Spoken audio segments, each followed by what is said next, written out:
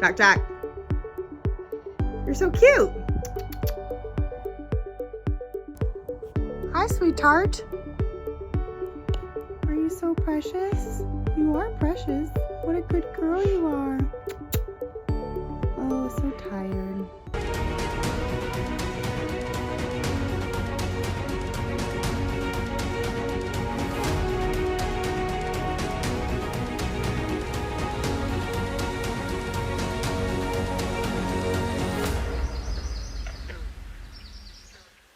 Hey everybody, welcome back to Sunset Wildlife Connections YouTube vlog channel. My name is Margaret. Today, I first want to apologize for not getting a video out sooner. I usually try to post 2 long form videos a week, and it has just been a crazy holiday season. And then right after the holidays, I got sick right after that video that you guys saw of the new year, where I was talking about our goals and things like that. And I, like 2 days later, actually maybe it was like a week, I don't really even know. It was after that video, I got super sick. We had our large fundraiser. If you guys saw some of the footage and some of the photos from our dance showcase fundraiser, it was so much fun, but I was so sick. And then it's just obviously been keeping up with the animals. We had this big cold front. So today I'm gonna give you guys an update on some of the animals. We're gonna talk about the foxes. I'm gonna talk to you about the cold front. I'm actually going out of town. So I have some videos planned for when I'm gone, as well as a video while I'm gone. I guess I'm taking a video. I don't know. I'll tell you guys all about it. If you guys did not know and you're new to the channel, welcome. We are Sunset Wildlife Connection. We're an exotic animal rescue and community outreach program. So what we do is we rescue exotic animals, train them to become ambassadors for their species, and then do outreach programs with the animals, including our YouTube vlog channel. We have multiple species of animals. We have mammals, birds, reptiles. We rescue all kinds of different walks of life, but we have a smaller facility, I would say, where we only have a couple really big animals. A lot of our animals still go off property for off property encounters. So I'm gonna do an update on the foxes today. I'm gonna also give you a cold weather update because we are in Pensacola, Florida. We're about 30 minutes north, actually. So our weather's even more different than Pensacola. So gonna give you guys a couple other animal updates. So come tag along as we talk all about our animals. All right, since we're in front of the foxes, let's start with them. So for the foxes, I have a plan for them. It was actually not going super well, where they did get in a pretty bad fight. And I was actually considering taking one of them out of the enclosure. I still had thought about that, but I actually came up with a completely different plan. So let me tell you what my plan is and why I'm going to implement this plan. My plan with the foxes is actually to move them. They are in this far one right here, and I actually want to move them into this enclosure. This enclosure has a whole nother section to it. So this is a larger enclosure, and right now we just have our Joffrey's cat Jack in here. So I really want to move them from here and move them over here. Hi, Jack Jack. Hi, MJ. Hi, Megan. Okay, so what was happening was, again, the foxes were kind of getting into a fight, and Megan truly does not want to even leave that spot up there. That is like her little perch, and she loves it, but I do want her to have more space and to be able to explore. Now, MJ's kind of taken over the exhibit. If you guys watch the other videos, you can tell that actually Megan was a little bit more dominant, but I think that Michael J might just be larger and stronger. You're gonna mark that? Gross. Foxes are nasty. But what I want to do is, I thought about taking one of them out, like I said, and I'm not gonna take one of them out. One, MJ here has actually escaped multiple times, not from me, but from another facility, and then from his previous owners. He had gotten out 3 separate times and they were trying to take him to the wildlife sanctuary, but the wildlife sanctuary only does native, and I know he's a red fox, so technically he would be native, but he was bred to be a pet. He was born in captivity, raised in captivity, so he does not know how to hunt. He does not know how to find his own food, so he cannot make it out in the wild on his own. So they obviously just took him back to his previous owners, which was not the best idea either, because they did not take very good care of him. He was an extreme neglect case. So I thought about moving him actually and letting her, you're so cute, and letting her, Megan, up here have the entire enclosure. But because I don't know, I got nervous about really moving him. My crate somewhat broke. It's still functionable, but it's just not, the integrity isn't strong enough for me to want to move a big, strong fox like him. So this is kind of some of the interactions that you guys are going to see. She's still pinning her ears and stuff. So they're doing okay. You know what I mean? Like, that's an okay interaction, but I still want her to be more comfortable and to be able to want to, you know, move around the exhibit a little bit more. So then, you know, I obviously thought about moving her, but I really ideally don't want to do that either. So the plan is now, we're actually going to move Jack, who's up here. Hi, Jack. You're so cute. Hi. You want to come say hi to me? Hello. What you doing? You full now? You eat all your food? So I know Jack has this big, beautiful exhibit, and this whole exhibit was actually built specifically for him and to be able to get one more Joffrey's cat eventually. And that is still the long-term plan. But for short-term, and I'll tell you guys my long-term plan, but short-term, he crates the easiest. I raised him, and I know that he knows a crate, so he crates the easiest. And again, the safest, because he's tiny, and I can use a smaller crate. So I really think that maybe moving him is going to be the best way. Are you going potty in there? Gross. I put shavings down for all the animals. Just mostly for fun for the cat and the foxes. I actually installed a heater. I'll talk about that in just a second with the cold weather. And I'll talk a little bit more about the shavings. But my plan is to move him. And then he is actually going to go into the quarantine next to the chickens way over there. It's an 8x8, but it will work for what we need it to. Then what we're going to do is actually stain all the wood, because my husband's been saying we need to stain the wood for a long time. So we're going to go through, we're going to stain all that wood. Hello, little pumpkin. You're so cute. You are so cute. We're going to stain all of this wood in this enclosure. Then we're going to change it into a fox enclosure. So we're going to get a lot more platforms, a lot of like what you see here are big logs. We might move that one over. There is a big log in here too. So we'll just have to, we're going to shift it over into a fox exhibit. Then it's going to be easy to transfer them though too, because this is the way I designed these shifts. So you can open on this side and you can open on this side. So we'll just shift the foxes like they normally go, and then we'll just shift them this way. It might take them a little bit to come out, but that's okay. We can just leave it open, and then they can come out on their own at their own leisure. So that's the plan. Then they'll be on this side. They'll have a little bit more space. We'll be able to get some more platforms, and hopefully that will help a little bit more to get them both more comfortable, because it will be new to both of them. Then we will take Jack out of quarantine after we stain this side. We're going to stain all of the wood on this side, transfer this into a cat enclosure. And I know it's smaller for Jack, but he's also a smaller animal. There's also only one of him. And again, this is going to be somewhat temporary. So the long-term goal, and I mentioned it a little bit in my last video, is to get a fox pen where they can actually run around and have a full yard.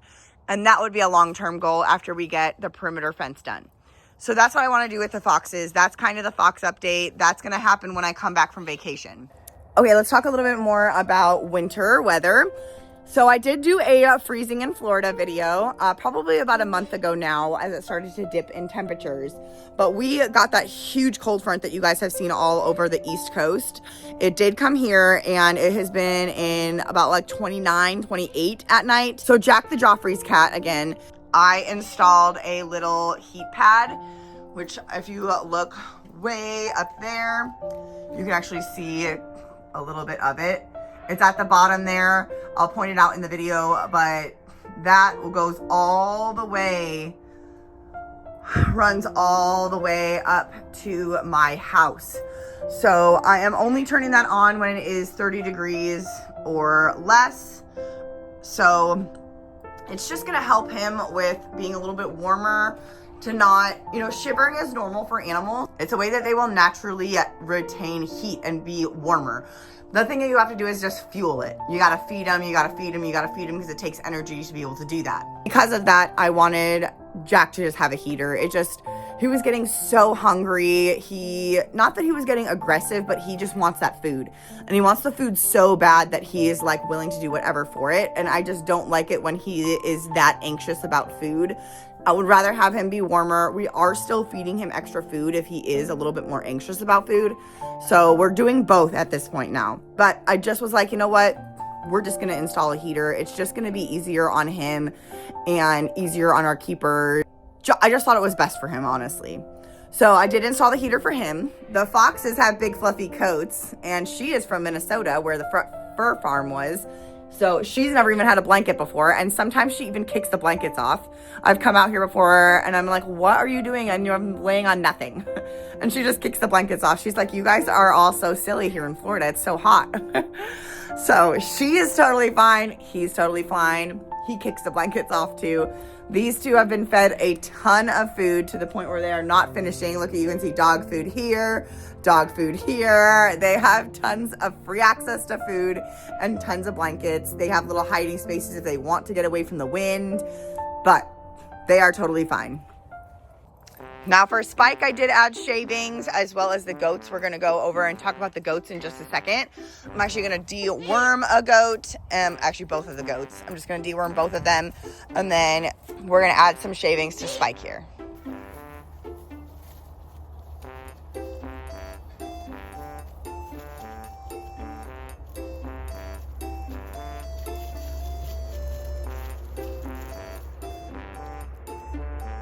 You're so silly. Eating your turnip. He loves turnips. Oh, you're just gonna kick around your stuff. Okay. Are you a land urchin? You look like a land urchin. You're kicking it towards me. Don't stab me, you little weirdo. Okay, let's go add some shavings. Okay.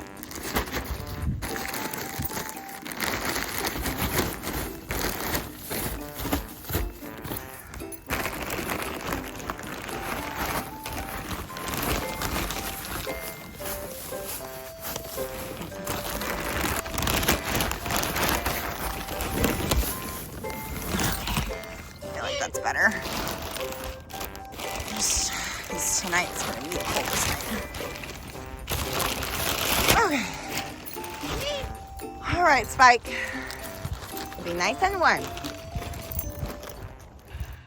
All right, so we're going to take a really quick break, and we're going to do a huge thank you to one of our guests. She did a great food donation. Her name is Jenna, so we want to say thank you to Jenna and her family. She donated over 30 pounds of raw meat. So she raises her own poultry, so chickens and turkeys, and then, I know I'm coming, oh my goodness, processes them herself. She raises and processes all of her own poultry, so chickens and turkeys. And she had a lot extra in her freezer, so she donated, again, over 30 pounds. She's actually only gonna bring 10 at a time as we need it, which is so nice of her. But I wanted to thank her. This is I think this might be a chicken leg. Look at how big it is. It almost looks like a turkey leg, so it might be, but we're gonna try to give this to Jack. He's going to love it. You guys just saw how starving he is. So we're gonna give it to Jack and see if he likes it. He'll like it. He's gonna have to get first.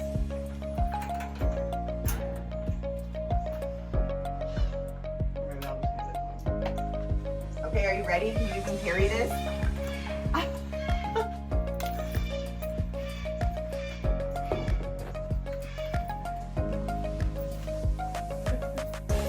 you're gonna growl.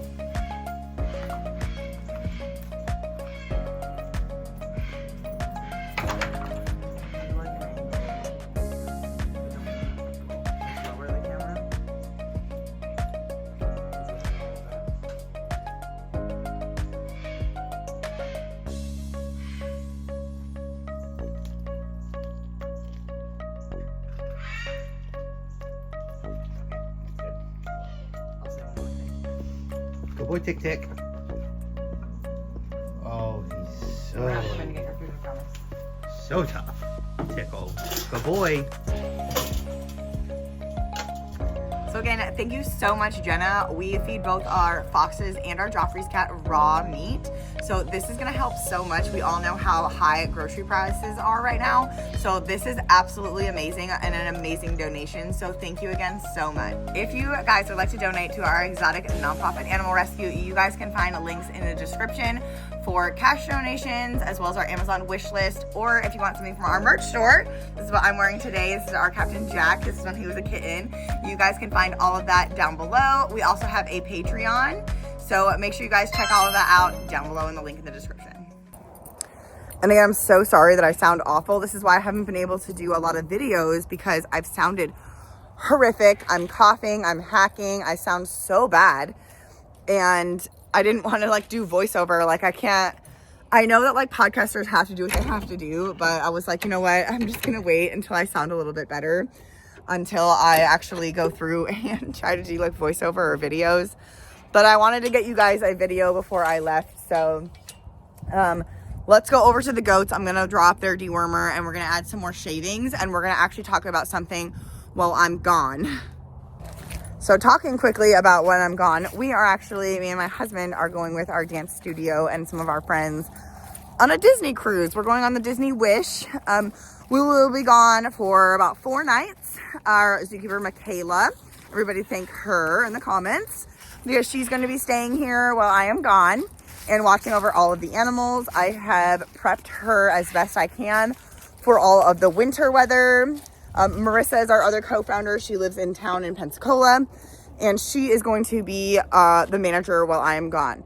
As far as videos go, I do have an animal adventure that Tommy and I went on in December that I have in the editing software. I just haven't gotten to editing it yet, just because, again, I've been so sick, and with this cold snap, I've been focusing on the animals and their care. So I do have that coming up, and I am going to try to get that edited while I'm driving down to Daytona. So I'm going to try to get that edited and uploaded for you guys this weekend to watch. So that'll be really fun. Well, we are on our cruise. We also have another animal adventure. I'm not going to tell you guys exactly what it is, but we have another animal adventure that I am going to post on here as well after that trip. So we have a couple animal adventures coming up that you guys can check out. We will be off property for those encounters. So now I'm going to go grab the goat dewormer, and we're going to talk about the goats and wrap it up. Okay, so let's talk about the goats next. So while I'm gone, if you guys did not know, Bo-Katan here is pregnant. She is very pregnant, and she is due any second. So I'm a little bit anxious about her having babies while I am gone. So I did a couple things. One, I'm seeing clumpy poop. You can see clumpy poop back here. So what I just did was I dewormed the goats, and then something else that I did, which I'll show you guys here. Hang on. So I also beefed up a bunch of shavings here so that she has a place to bed down on. So I give them obviously hay and everything every single day, and the hay will help too, as we put like hay and stuff down, and the hay will fall. You can see it's already falling. So I just put a fresh bed of shavings down so that she has a place to bed down with her baby. Michaela is going to watch the animals while I am gone. So that's good. And then Marissa is going to be the manager, like I said earlier. And Marissa has done tons of baby goat births. She worked at the Gulf Breeze Zoo, and she did not just goats, but tons of other exotic hoof stock. So she did tons of antelope. She also did giraffes and all kinds of other animals. So she is very well versed on birthing hoof stock. So if she does drop, Marissa's just gonna come up and make sure everything's okay. Worst case scenario is that obviously something bad happens with like a breach or something like that. But again, I've got an exotic vet that is on hand, as well as my friend who also owns the dad actually of Bo-Katan's babies. So he is only about 10 minutes away, so he can come down and help. She could possibly reject the baby. And in that case, then obviously we would pull it and we would raise it ourselves. That would be the worst case scenarios. Best case scenario, obviously, is that she has one baby, possibly 2. This is her first time. She is a first-time mom. So it is going to be the first time that she is going to have babies. Right, Bo-Katan? Look at how big she is. Look at her little waddle. Look at Lucy, what are you doing? You're so silly. So I am, of course, going to film everything once she does give birth. If I'm not here, I asked Michaela if she could try to get some of it on film for you guys. So then obviously one I want to see, and of course it'd be so annoying if she had it while I was gone, but there's just like nothing you can do at that point. And you know, nature is nature, but I have such bad luck that I'm like, man, it's probably gonna happen while I'm gone. But let's knock on wood, right? That doesn't happen. So then the last thing I want to show you guys is some of the changes that we did for the birds, and both the pigeons and for the parrots. So I have to do voiceover for this part, as you can hear, obviously, but we put these blankets by the parrots to divide it and make it a smaller space, and it's been working beautifully so far. So then the last thing that I did is for the pigeons. So the pigeons, I wrapped their house too in blankets. Now this looks awful, but I do want to get them a new enclosure. So that's why it just kind of is what it is for this winter, and this summer or spring, we're going to build them a larger enclosure, something more permanent. And then we'll actually do the same thing that we do with the parrots, where we have these plastic linings all around. We're going to do the same thing that we're going to do for the pigeons, and it will just be something that we keep up all winter as well. And that will keep the pigeons much nicer. These guys are pretty hardy, so they don't need a heater or anything like that. As long as they can get away from the wind chill is the biggest thing. So this works for today and for this winter. This is our first year with pigeons and our first winter with pigeons. So we will do something different in the future. All right, guys, thank you guys so much for watching this video. I hope you guys are excited about things to come in 2025 with Bo-Katan's baby, moving the animals around like the cat and the foxes, and having some animal adventures. I'm excited to do some animal adventures. Again, I have that one from December that I will be posting this weekend, so look out for that. And please make sure you guys like this video. That's really gonna help the algorithm, as well as commenting on the video. Maybe you can comment something like a video that you're excited to see, maybe a video that you want me to do, maybe a training video, a day in the life video, some kind of a vlog that you guys want to see. Please also smash that subscribe button if you guys have not already, and you guys like our content, you guys like animals, you want to learn more about animal rescue, animal training, day in the life. We do all kinds of different fun videos, so please smash that subscribe button, turn on your notifications so that you are notified when I post every single new video and update, and I'll see you guys in the next video. Bye!